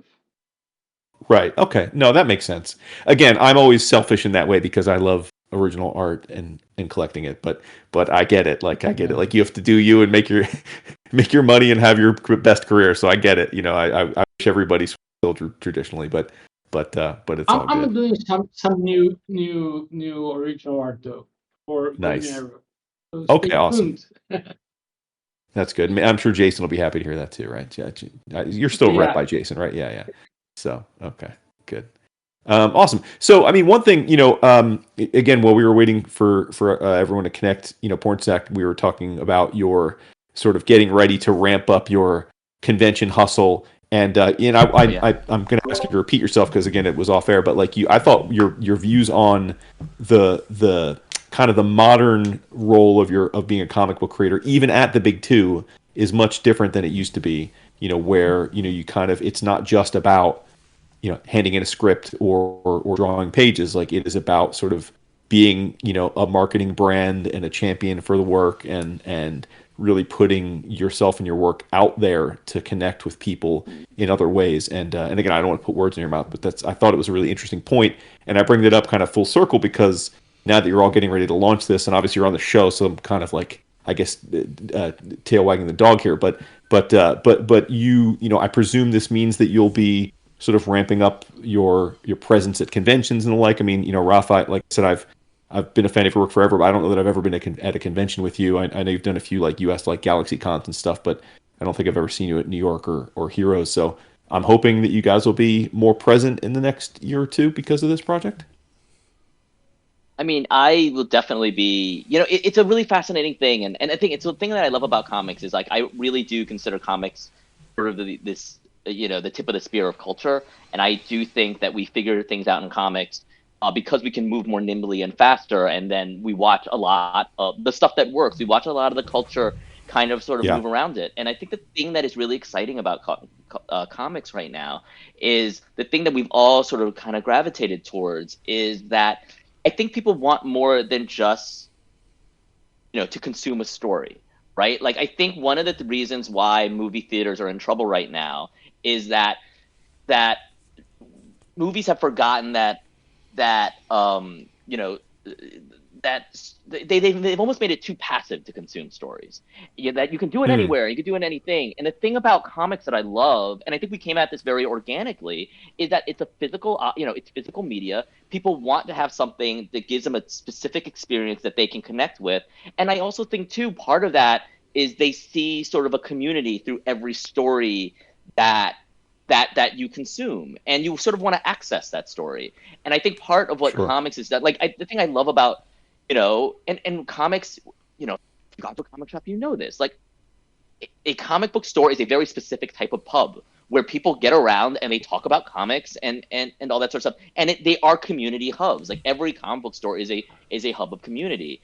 And so part of, I think, really getting into comics right now, it's not just about sort of the passiveness of just like, oh, I'll just consume the story. And you see it with the Absolute, like, stuff. It's like people shouting about it on TikTok and all that. Like, people want to interact with these stories in a way that is bigger than just, I will read this at home. Because as we know about comics, you can get these digitally, and you don't need to have the physicalness of it. And yet digital sales are the tiniest of tiny fractions of comic book sales. People are pouring all this money into comics, even though they know that if they wait 6 months, they'll get it on a subscription service, by DC Infinite or Marvel Unlimited, because that experience is so important. And so I do think it's something that comics has very organically come to, this idea that consuming stories in a way where, it feels bespoke and it feels like you're actually getting connection. And I think part of the fun of interacting with that is leaning into that experience. And it is, and so I don't know, like, it feels like, one of the things is, I was sort of saying, like, it doesn't feel like in the days where, back in the day where you could write 4 scripts a month and just hand your scripts in and barely talk to your artist. Like I want to be talking to Rafa. I want us to be texting. I want to do that. And I want to let as many people in on that process as we can, as much as we can. And part of that is going to shows and seeing how the stuff is resonating with people, and going to stores and seeing what the culture of every different store is like and who goes to those stores and all that. Like, that is so much a part of, making comics, I kind of feel like. And I think part of, being part of this Absolute stuff, I was doing it with my books already, but the Absolute stuff obviously opens bigger doors to it, of like, I want to go to conventions. I want to go to stores and just, and give people be as much a part of that bespoke experience as I can, because I think it's something that comics has figured out, and it's why comics are thriving. And I think part of what film and TV has forgotten is that, people came around campfires for stories. Like, they brought people together. It wasn't really meant for something to be done separately, individually. And that is part of the appeal. And it's really fun to be part of comics that it's like, oh no, we've known this for a while, and it leans into our strengths. And like, we are one of the few industries that, like, it's so funny because Kieran Gillen talks about how, like, if you're a comic book reader, you're not the kind of person who likes to root for a winning team. And like, so like, it's just kind of like comic book people where it's always like this doom and gloom about the industry. But at the same time, like, I think the comic book community and the comic stores, they've figured stuff out sort of at the tip of the spear of culture of like, oh no, this is how, this is what the future maybe of storytelling should be. And like, we figured out stuff that maybe they should all be looking at us in terms of like, oh, this is how you make a dedicated fan base and a dedicated audience that you can't just replace, that it just isn't easily disposable. And I think, Scott saw that with the Absolute, like, like, it is part of what makes this Absolute stuff work, with whether it's me or whether it's Rafa, is like, we are giving this all the energy of a creator-owned book. I'm doing, sure, that's I'm thinking clear. about Yeah, this I was going to as a say that's very creator-owned clear. book. Yep. Like, I'm promoting it the way a creator-owned book is. There is no difference in my mind. Just because right, it feels like an image book, right? Like, you guys are out there doing, like, it's as if it's not as though you have the power of Time Warner behind you. I mean, you do. I'm saying, but it's like you're not treating it that either creatively or from a marketing perspective, and that's true of all of you. Like, I mean, all of you, like, so far, all of the creators that I know personally that are involved with Absolute, I mean, I think that's, like, it's kind of a fascinating, and it's kind of to your point, like, one of the things I've really tried to diagnose with the success of Absolute is like it's almost like a perpetual motion machine, in the sense that like fans got excited by it, and then it felt like the creators embraced that, and it's kind of this like there is this perpetual excitement, and then to your point, the stores then really started feeding off of it, right? Like where like you're here. I mean, again, you can't talk to an LCS owner who hasn't said how great Absolute's been for their business, but also because not just because people are coming back to the store to buy the Absolutes, but as we know, what happens is they're excited about comics again, so then they're in the store and they can be sold other things. So they're buying other comics too. And again, it's just like this beautiful perpetual motion. I mean, having done our podcast for almost 20 years now, I've never once really worried about the state of comics, because to me, like, comics and sequential storytelling are, visual sequential storytelling has been around forever. It will be around forever. Like, there will always be comics for me to read and enjoy. Right. So, like, I always separate, like, the health of the industry or the health of, like, the big two, or like, I don't, like, those are separate things. And, I'm not a Time Warner executive or, Disney executive, so I don't really care about that so much as I care that there's a way for creators to do great work, and that then I get to access it and they can make a living. Like, one of the fascinating things to me about Absolute is that I felt like we had come to this point, in part because of the pandemic and then like Diamond, where a lot of you guys were kind of forced to figure out or take leaps to put your comics out there in different ways, whether it be Kickstarter or web comics or through Substack. Like, there were a million different ways people approached it. But like, I kind of felt like we got to a point where enough of the fandom had finally said, you know what, I can get comics in lots of different ways and forms, and I'm cool with that. And it's interesting to me that now here we are, where like, it's kind of like what's old is new again. Like, going to the store, buying issues, making sure you're there on Wednesdays, like, it's back in vogue. And I wasn't sure that would ever happen, so it's pretty fun. Like, again, as someone who's been at this for a long time and came up in the era of the direct market, like, it's pretty fascinating that is like thriving again. It's remarkable. I think it is something that I find it sort of really inspiring, where I think because of everything that's happening, because of all the technological advances, it kind of forced us to reevaluate and relearn how to engage in all this sort of stuff. And part of that is Fair, like, oh no, yeah. I like going to the store. I like following stuff on a weekly basis. Like, I think one of the inspiring things, not just about Absolute, but the Ultimate line, the Energon universe, is that Sure. people respond to this idea that these are these big corporate brands, but yet it's not negating these very personal takes on it. And I think there's something inspiring about the fact that, oh, these two things can live at the same time, and one doesn't necessarily destroy the other. And I think that's also part of the thing of just kind of like, oh yeah, you can do Batman, but you can do Batman the way Scott and Nick are doing Batman, in the way that only they can tell a story. Like, I think that people are really responding to just the possibility of that. Yeah, I mean, to your point, I was having a conversation with Nick Dragata at New York, and I've known Nick for forever, really, and we're both Philly Eagles fans. Like, we're both in the same area, and we were sitting at Scott's. Scott had a party at a speakeasy. We were at that, but I was sitting talking to Nick, and I was like, hey, I'm like, dude, it's like weird. Again, like, I was kind of like, I've known you forever. I've been a fan of your work forever.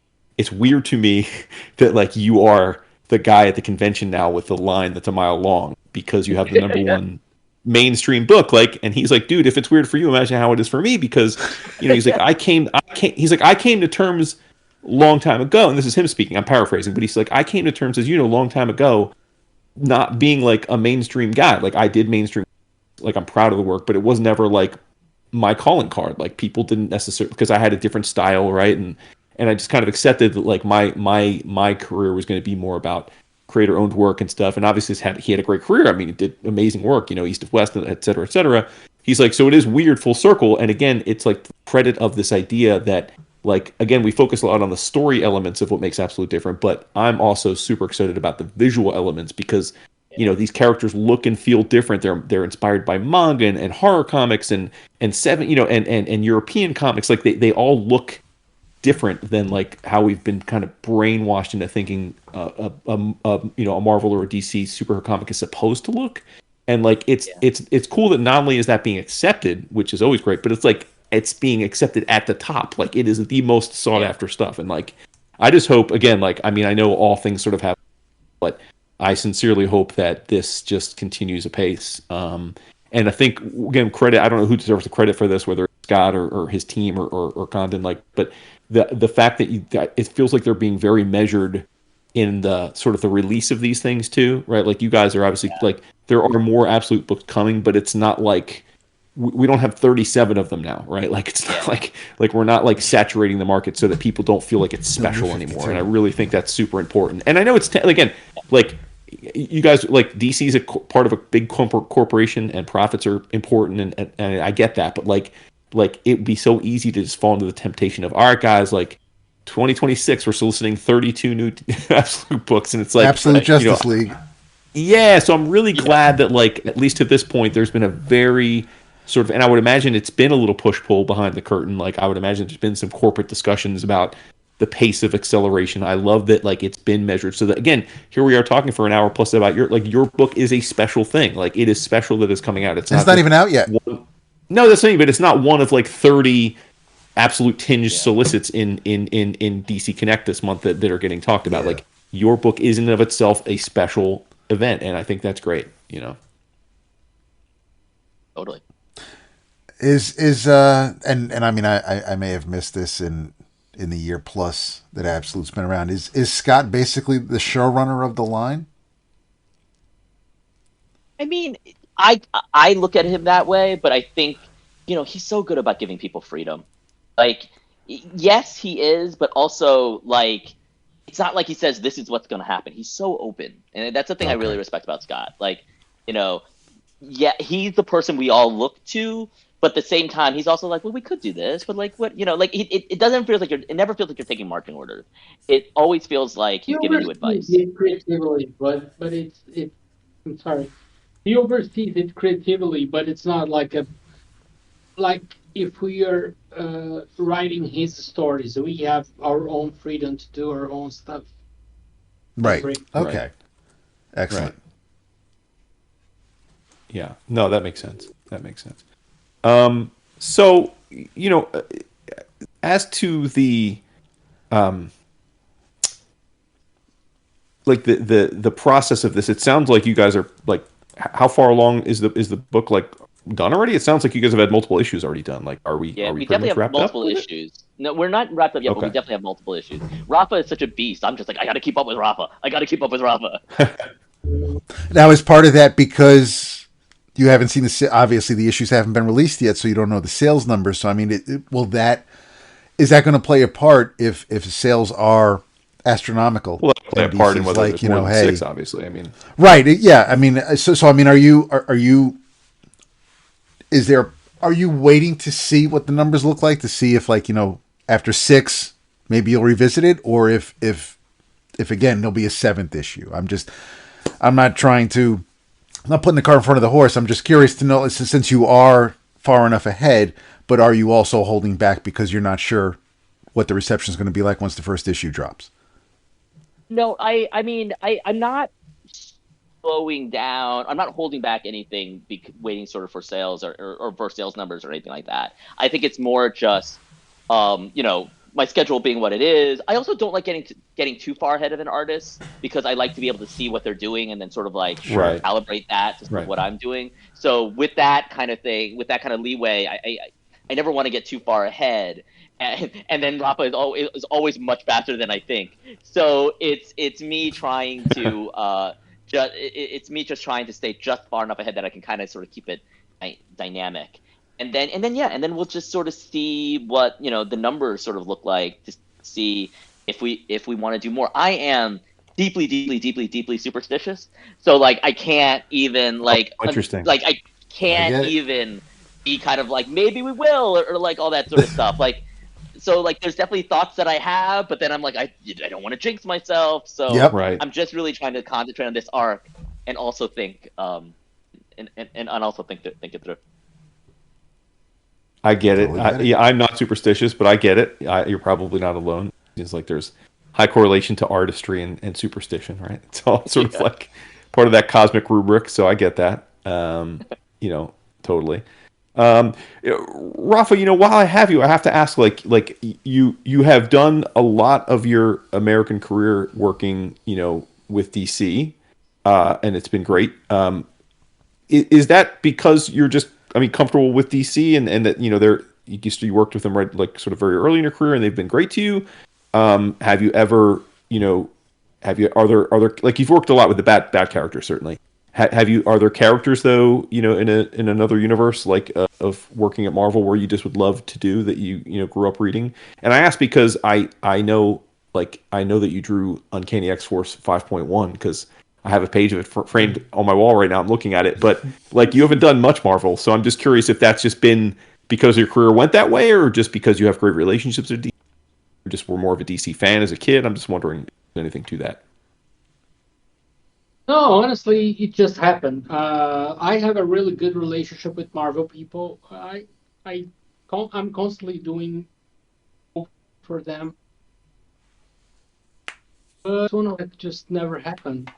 I really wanted to do something with Marvel eventually, because I've worked with Image and Dark Horse. I Yeah, have a body of work outside of DC as well, but uh, indeed not that much at Marvel, and I miss that. I love the characters.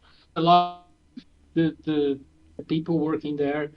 So it's just circumstance, just never happened sure. properly, and I hope it does eventually. Yeah, and then another question, because again, that's probably been clear, I'm a huge fan of American Vampire, but I'm always wondering, like, you've done many other comics. Does it get like you could take it two ways when people bring up like a work that you're known for? Is it like, is it flattering, or do you sometimes say like, well, I've done others? Like, I don't know if I'm even framing the question right, but like, I often wonder when like you have a work that's become sort of seminal, and people think of you with that work, like, does as an artist like do you wish that like people didn't bring it up all the time, or like are you proud that they do, or is it like some combination of the two, if you get my question? Something could you were saying about American Vampire? Yeah, no, I'm saying like again, I love the work, and I'm sure like people ask all the time like, oh, are you ever going to go back to I was wondering like as a creator, like does that Uh-huh. like do you react to that in any way? Like do you take that as a compliment? Do you wish like, oh well, that story's come and gone, like I've told that tale. I'm just wondering if it like hits you one way or the other when people like associate like a specific work like with you so much. No, I definitely take it as a compliment. It's a book I'm very proud of. But such as everything else, I've been very lucky in all my career working with the best people. So I'm very proud of pretty much everything I've Yeah, done. as well you But should be. American Yeah, Vampire definitely has like this very special place for me. awesome, awesome. Dap, what do you have any other questions for these gentlemen before we wrap up? Well, one in particular for Pornsak. When is Edison Hark returning? Oh, let me see. I am working on Edison Hark's return. I probably shouldn't give more details than that, but he will be coming back. Will be coming back. Thank you. Okay, Well, you've heard it and here I know first. the and because once we knew we were going to be able to speak with you, I went back and I revisited The Good Asian, and that collected edition is fabulous with all the back matter. And I know the single issues had a lot of that. And hearing you talk about Absolute Green Arrow, like I'm almost curious. Do you also think about collected editions down the line, and what you can include with those to kind of just entice people to buy the collections? I do, but working with a place like DC, I don't have a lot of that control. So it's one of Sure. those things that like I think about it, and then I go with God. I like go with God. But I Okay. definitely have thoughts about just like we could do this, or but it's not my call. So I'm Right. just gonna step back. Because I absolutely love it especially when artists, and I mean I would love to see Rafa's designs, but I mean I know that when you do have the back matter, aside from any essays, or well, at least with The Good Asian there was a lot of historical context involved, but yeah, just seeing what the artist think of with the style guides and character designs and things and alternate covers, and because I know that was one of the things that I loved about the Good Asian collection was seeing some of your variant cover artists and how they approach things, and whether or not, you know, out of 4 which one they were going to it was just, I can only imagine how. And I mean, you had the David Cho with the not only the introduction, but of course he had his own variant cover. I mean, the people you had working, not just obviously the interiors with Alexander, but I mean the people you had working on the art for that book was just I don't think it gets enough love. I know we talked about it when it was coming out, and it's been years, but yeah, it's still a favorite of mine. I really, really do appreciate that. The book it means a lot to me. So the fact that it found an audience is I'm very, very grateful for that. Like, going back to sort of what Rafa was saying, just like the fact that it gets remembered, the fact that it gets brought up, I'm sort of super grateful. And when it comes to sort of the extras too, like what Rafa is doing on Absolute Green Arrow is, I think we'll be releasing some of them on social media to sort of like as stuff sort of comes out. But first of all, it is the honor of my life that Rafa is as excited about this book as he is, because he'll just like on a weekend be like, I designed a poster, an Absolute Green Arrow poster and all that. So like the amount of like extra goodies that we have to share is like, I can't wait for people to get a chance to see it. Again, I have no control over like what gets put in trades, and I've let that go. But yeah, no, Rafa has just done so much cool extra stuff for the book that I can't wait for people to see. I love hearing that, because I mean, I know again, I mean, I was excited to see that, you know, Rafa was going to be working on Superman Unlimited, because it's been a minute since I've seen sequentials and consecutive issues from you, Rafa. But I mean, knowing that we've got we have a lot of there's some, you know, current hot artists right now, like, you know, Pepe Larraz or David Marquez. I mean, there are artists out there that, you know, you'll see their name and you're like, you know, you'll instantly check them out because they are hot at the moment. And Rafa's just been great from jump, and to see him again, not to blow smoke up your ass too much, but it's just been, it's nice that, again, I know Jason had an attraction to American Vampire. I came onto that late, mostly because Jason was talking about it, and I caught up on it.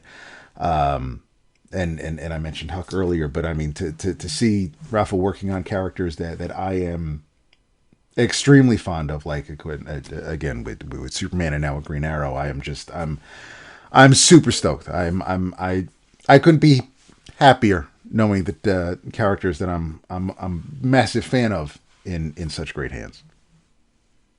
Thank you. I really hope you enjoy it. We're having a lot of I just recently said to David that I wish I had anything in my life I love as much as he loves Superman. He's true. A Superman he did to the core. And also, I mean, I will say that we've talked about a bunch of books, but Rafa, another book that I hope a lot of people have enjoyed, but is A Study in Emerald. Like the idea of mashing up, mashing up Lovecraft and Sherlock was like just like crack into my comic nerd veins. So thank you for that book as well. I really enjoyed that as well. Thank you. Yeah, I appreciate it. Yeah, that's one of my favorite things. It was small. I really like to work. Also these are small things. It's a graphic novel. It's just one single thing. It's not like a monthly series or stuff like that. So I had a lot of fun adapting that with my pal Rafael Escavon, was my studio mate and great writer. Yeah, for sure. No, I loved every bit of it. So, like you said, I mean, as I've gotten older, I really appreciate like the European model of like just like novellas, just like short stories. Like I love the idea of a story just being as long as it needs to be, whether it's 6 issues or 40 pages or 80 issues, right? Like whatever the story requires. I love that. Like there was a period of time I felt like the whole industry was just focused on like the trade because that was like the new format, right? It was like everything had to be 5 or 6 issue arcs, and again, a lot of it was well executed, but I feel like again, because of the way that we've evolved from a distribution modality, and again, like we talked about earlier, that people are used to getting comics in different ways now. I think we're back to like you guys being able to just tell a story at whatever length it needs to be, and I think that's great. So. Definitely. And All right, one of the things I wanted to one of the things I wanted to jump in when as part of my own personal Rafa appreciation thing is that the thing that I'm so also very psyched about because I think like what you say, right? Like Rafa's been doing such great work for such a long time. It's kind of easy to take that for granted for the new hot guy that sort of comes out. And the thing that gets me so jazzed about Absolute Green Arrow is that you get to watch him. You get to watch him push himself. You get to watch him do new things. You get to see what a great storyteller he is. You get to see what a great cover artist he is. He's a great designer, and you'll see that in pieces that he'll put out. He does fantastic character designs, as you've seen with Green Arrow and Black Canary. And so I kind of love that the book gives him a chance. And Lord knows if I can think of another facet of Rafa to find a way to show off, I will push a story to go there. But it just, you get to watch him do all the things, and it's so easy to just be kind of he's been around for a while and he does this, and again, it's going back to sort of what we were saying before. I think there was a version of when we signed Rafa on board, it was kind of well, of course he's going to be on board. He's Rafael Albuquerque, and he could have just did whatever he wanted to do, and everyone would love it. And the fact that he's just pushing himself to do all these new things, but also try out, show again, work on designs, work on character designs, but also concept and poster designs and all that kind of stuff. It's just so cool to be part on that ride with him, to have him be that generous to do all these things on this book. And I'm really, really, really excited for people to see what I'm talking about, because I'm talking about all this in a vacuum. So when people actually see the pages, they're just going to lose their minds. I love it. I love the excitement, guys. It's palpable. I mean, it really is. Thank you. Appreciate it, guys. Yeah. So again, thank you so much. It's been a long desire to have you both on the show. Many years that we've been enjoying both your work. So it's great that we were finally able to make that happen. I believe for those that again are just coming out of hibernation from a cave and aren't aware, Absolute Green Arrow, I believe final order cutoff is a month from today, because I think this episode will go up on March 27th. So I think it's April 27th is final order cutoff, right? And the book will be coming out in late May. So if you were unaware, now you're aware, and make sure you get your pre-orders in, and pick your cover of choice. I see there's lots of different color covers, as is often the case these days. But a true pleasure. Thank you both so much for your time tonight, and we wish you all the success with this and everything else. And Rafa, please do follow through on drawing some of those pages traditionally, because I'll be hitting up Shackner about that. And I do hope to meet. You have some. There we go. And I do hope to meet you both at a convention at some point. In the not too distant future. Yes. Thank you. Thank you. Great. All right. Well, have yourselves a great night. Again, thanks again. Have a great night, guys. Good night. Thanks. Good night. Night. Bye-bye. Bye. And we're back. That was We are back. an absolute blast. I know, I can't be. Hopefully, everybody enjoyed the interview, and I know that Rafa being in Brazil, sound quality may not have been ideal, but still being able to ask some questions, through. Get some answers. Yeah, it was a great chat. I love talking about the process. It's great to see two creators who work well. We haven't seen the book yet, but for all intents and purposes, at least behind the scenes, appear to work great together. And based on their past works, I expect Absolute Green Arrow to just be a treasure. I am looking forward to it. It's weird that it's one of the absolutes I didn't think we'd ever get, but it's one I'm seriously looking forward to, and it's weird. It's an Absolute Green Arrow. I assume it's either not Oliver Queen, right? Or yeah, no, I don't. I mean, I'm curious. I'm obviously I'm not asking questions because I don't want I don't know how much you can go into detail, and I don't want anything spoiled for anybody. I don't know if we're going to get flashbacks of seeing Oliver Queen as Green Arrow. I don't know if it's just going to be present day post Absolute Evil and see where it goes from there. I don't know if we're going to see a Green Arrow character in the book at all. I'm You excited. definitely will. I mean, I know you treat solicits like kryptonite. I've seen this. We've seen the Green Arrow character. We know what he looks. Okay, all right. Then he wears a mask though, so you don't know what the face looks like. You don't know who? Okay. All right. Oh, is it like a full face mask? Full face. It's not mask. the Domino mask. Oh, nice. Okay, yeah. All right, I'm stoked. No, yeah, it's like a Taskmaster mask, actually. Ooh, okay. Yeah. That's weird. Yeah. Mm-hmm. Psych. I guess I did very knowing that because thanks to Tony, we had planned this for about a week now. So there wasn't. Yeah, shout out to Fleece. I mean, we say it on the interview too, but shout out to Fleece for setting all this up. He seems he knows everybody, and so when we were chatting after Fleece was on the air with us, we were just post-recording chatting about life. He had mentioned he had to go to dinner soon because he was going to dinner with Pornsak, and we were like, "Oh, word!" And we just said something like, "Oh man, we'd love to talk to him." And then he's like, "Oh, bet," and he like texts us from dinner, being like, "You guys like his on the show." His next email is like, "Hey, here's everybody's introductions." Yeah, it worked out. He finally did something for us. We've had him on the show for about 100 times over 15 years, and he's finally done something for us. Appreciate it. Well, we'll promote the episodes he's on, but he'll give his fodder for God forbid he uses his social media presence. He's on every 5 minutes to mention that he does the show, but God forbid. Oh, so guys, I'm in comics. I'm at the comics pandemonium in Poughkeepsie tomorrow, and then I'm doing top shelf back bin signing in Peoria. Come see me. But then it's like I'm on one of the most popular comics podcasts on the earth, but I'm not going to mention that to you. Kind of cool, dude. Love you, Tone. Do you? Love you, brother. Oh, fuck this guy. So, I did not get. Again, this is Thursday. New comics came out yesterday. I did not get to read much because this week has been a blur. Yeah, everyone is hoping that we would squeeze in a review of Superman, Spider-Man, but to my knowledge, I mean, we haven't heard from Vince, but to my knowledge, none of it. I haven't read it, so I can't speak to it. I have. I mean, my copy is coming from DCBS, but I don't. We'll see. Maybe next week. I'm hoping. I actually went on. I went on to Amazon, like to what used to be Comixology, and I don't see it there.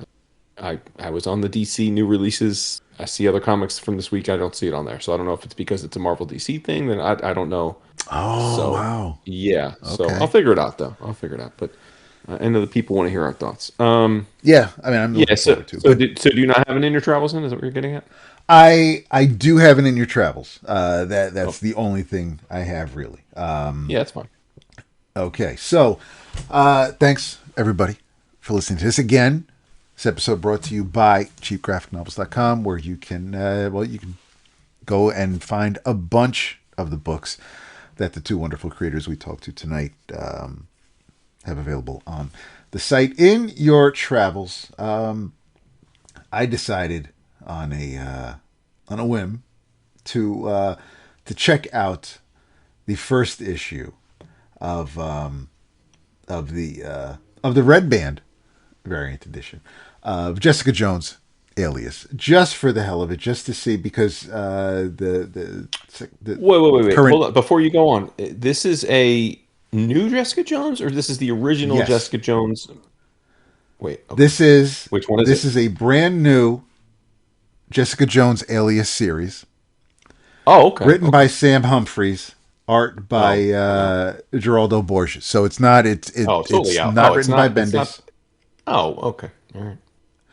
Okay. And it's set in the current Marvel Universe. And I decided to give this a shot because, again, the Jessica Jones is appearing in the current that just started season of Daredevil Born Again. This weekend, baby. Can you jump in this weekend? Yeah, we are watching this weekend. But yeah, I figured, it's been a minute since I read a Jessica Jones book, and it's yeah. I mean, it's Red Band, or which I guess is Marvel's version of the Max line these days, and it's Luke Cage is your mayor of New York. It's a pretty interesting setup, because apparently Danielle left her favorite stuffed pink narwhal at Jessica's old Alias Investigations office. So she goes to the building. She goes to her office to find it, only to and as she's leaving, she notices some mail by one of her neighbor's doors. So, but the postmark's like a week old, and being an investigator, she's kind of nosy. So, she peeks through the mail slot and is trying to get her neighbor's attention, her former neighbor's attention, and find out if everything's okay. And there's a goddamn paparazzi who's just taking photos. Who apparently, I guess Jessica is familiar with because she knows his name, and but he's like, he's a photojournalist and he gets paid for taking photos of the mayor's wife doing stuff, and in his case, she was being nosy and peeking into a neighbor's mail slot, and then she notices a rat basically covered in blood in the hallway, who then scurries through a hole in the wall next to the neighbor's door. So Jessica breaks the door down and finds her neighbor and her husband tied up, bound, dead, and with rats basically. So all it's a feel good story. It's an absolute, yeah. It really lifts you up. It reminds you that of all the good in life, and of course Brewer, the paparazzi, he takes a photo of Jessica in this bedroom with these dead bodies. It makes the front page, and she and Luke really kind of they have an argument that married couples have, and words are said that would probably. Well, especially from Jessica. Jessica says things that I feel that she immediately wishes she could take back. And so she goes to a bar. She goes to a Hell's Dive bar to drown her sorrows. And all of a sudden, Mrs. Wilson Fisk, Typhoid Mary, comes into the bar and act as if, she's Jessica's best friend in the entire world. There's an actual editor's note that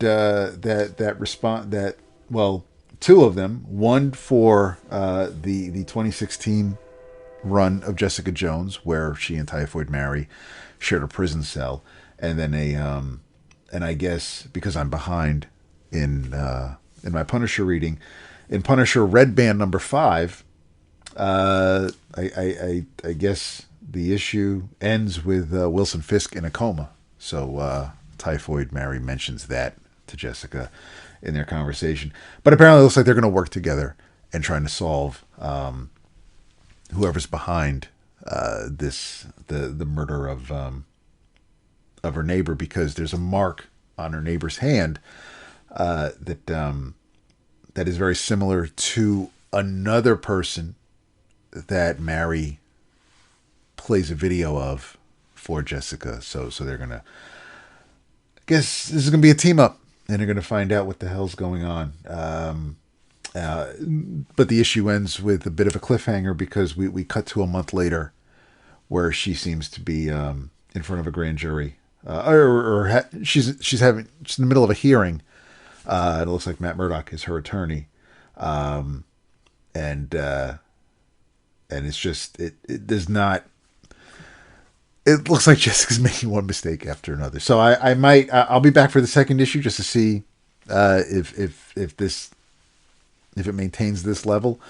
But it was something neat to try. I really I didn't know what to expect. What's weird is that even on the cover you don't get the credits. You don't know who the creators are.